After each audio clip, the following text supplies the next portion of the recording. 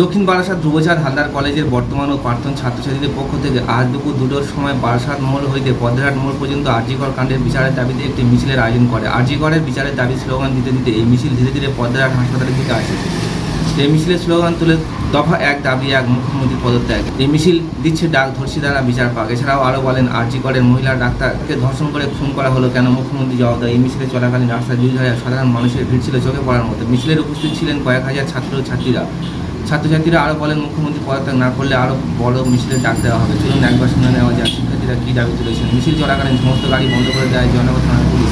প্রাক্তন ছাত্র এবং ছাত্রীরা কী বললেন আমরা সরাসরি শুনবো।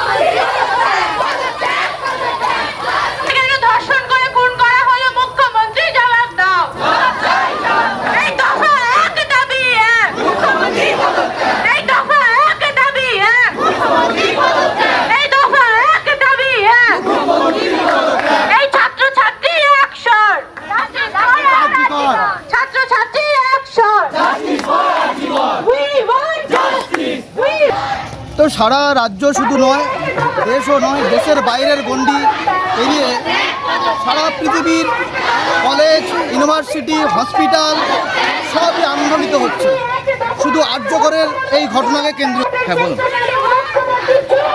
সারা দেশ এবং রাজ্য আজকের কয়েকদিন ধরে উত্তাল কলকাতার এই আর্যকরের ঘটনাকে কেন্দ্র করে। রাজ্যের পুলিশ প্রশাসন, পুলিশ মন্ত্রী, মুখ্যমন্ত্রী সবাই এরা অসহায়, এরা কোনো বিচার দিতে পারছে না।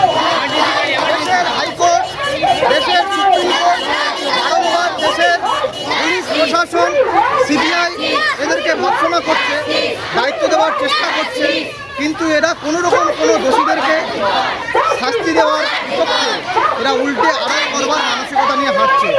তারই অংশ হিসেবে, প্রতিবাদ হিসেবে আজকের এই দক্ষিণ বারাসাত ধ্রুবচাঁদ হালদার কলেজের বর্তমান প্রাক্তন সমস্ত ছাত্রছাত্রী, শিক্ষাকর্মী, অধ্যাপক এদের মিছিল।